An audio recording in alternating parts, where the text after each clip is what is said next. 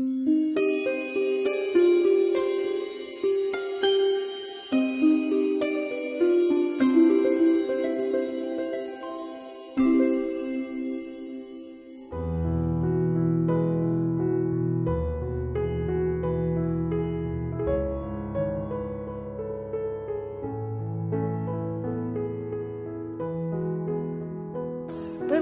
من این نوع کاران رو اواخر به اصطلاح کار حرفه‌ای و اشتغالم در دانشگاه انجام دادم.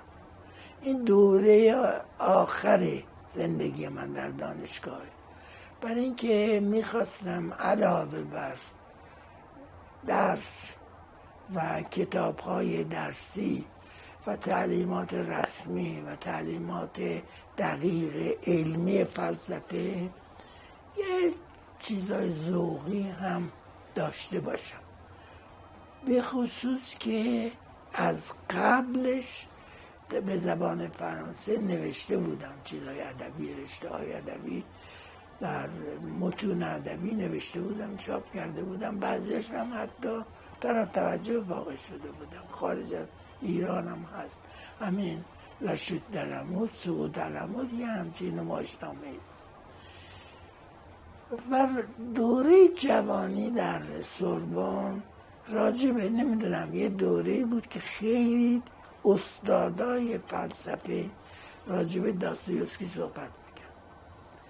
اونجایی که بحث داستایوفسکی در کلاس های فلسفه مطرح میشد، این بود که این مسئله بود که آیا هدف وسائل رو توجیه میکنه یا نه.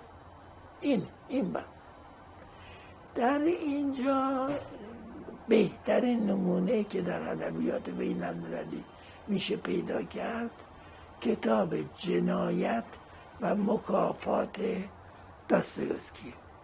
یک جوان دانشجوست، فوق‌العاده آرمانی فکر میکنه در شهر سن پترزبورگ و فکر میکنه که یه طبقه‌ای داره به اصطلاح مورد استعمار قرار گرفته و یه طبقه‌ای سوء استفاده میکنه از زندگی اینا. اون واقعیت جامعه روسی رو قبل از انقلاب اکتبر به صورت خیلی میخوام عرض کنم بدنام کننده ملاحظه میکنه و این وحشت دارد. تصور میکنه که اگر یک زن رباخاری هست که از مردم پول میگیره، سند میگیره، چی میگیره، بهشون پول قرض بده، اگر اینا رو بکشه به مملکتش، به جامعهش خدمت میکنه. و یعنی هدف وسیله جنایت، هدف اخلاق. اینه کتاب. این در نتیجه وقتی که میره اون زن رو بکشه، یه خدمتکاری بود منزل اون زن کار میکرد که عین معصومیت اولا مجبور میشه که اون رو بکشه، یعنی جانی به تمام معنا میشه و اون پولی که از اونجا برمیداره هیچ وقت اصلا به دردش نمیخوره، همچه پولی نبوده. و تمام داستان که نسبتاً داستان کتابش قطوره، شرح حال این جوانه و نگرانی هایی که بعداً حاصل میشه.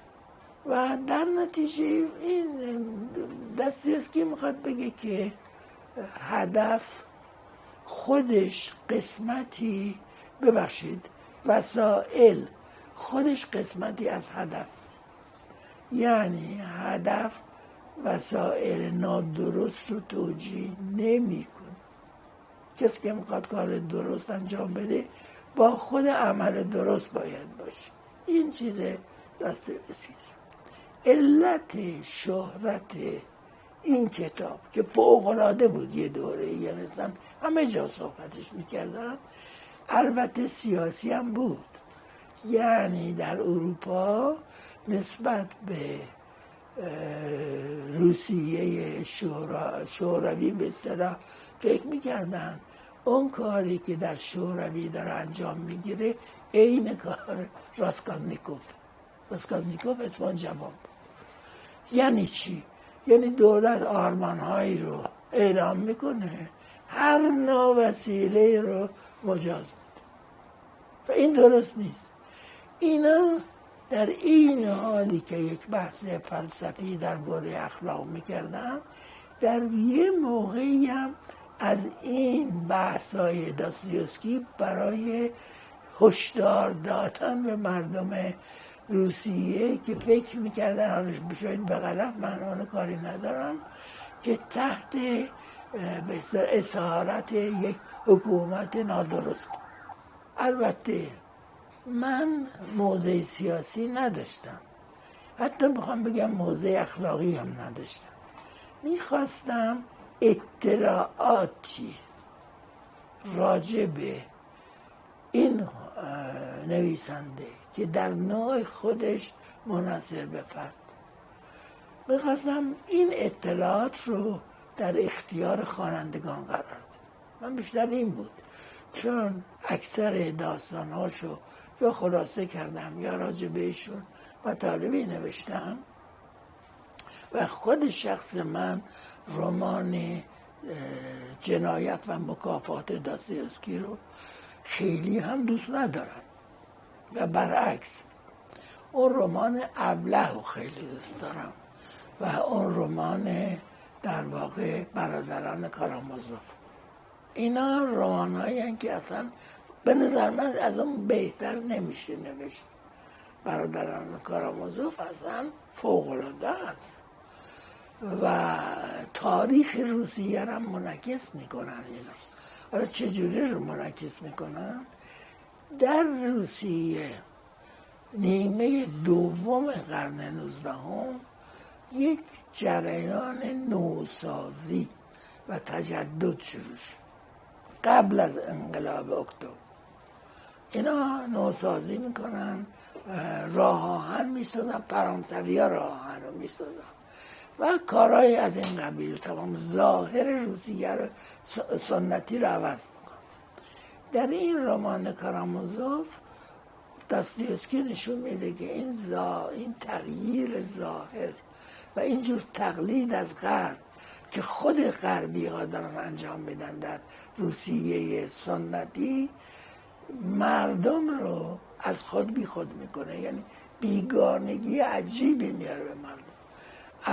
مثلا در اول رمان ابله شاهزاده میشکین از سوئیس داره برمیگرده به مسکو، یک راهنی از اروپای غربی داره میاد به سوی روسیه سنتی. این در واقع خود مسئله خود راهن هم مطرحه که یعنی چهره اون کشور سنتی رو داره تغییر میده و یک ارزش‌های جدیدی داره میاره با خودش. و این جوان شاهزاده که در واقع به اون معنا شاهزاده نیست، فقط لقب داره، هیچی نداره، یه آدم فقیریه که از خانواده خوبی. این واقعا شاهکاره و اینو هم فیلمیست روسا ساختن، یک فیلمی از همون داستان فرانسوی ها ساختن با بهترین هنرپیشگانشون و عجیب اینه که یک فیلمی هم از همون داستان ژاپنی ها ساختن. البته اینو منتقل کردن به جامعه سنتی ژاپنی. اینا هم یه قسمت های مختلفه. کتابی است که خواننده خیلی زیاد داشته، 2 بار، هر بار 3000 نسخه چاپ شده که الان هم در بازار نیست و به من قول دادن که شاید تا عید یا بعد از ماه‌های اول سال آینده چاپ 3 باشه.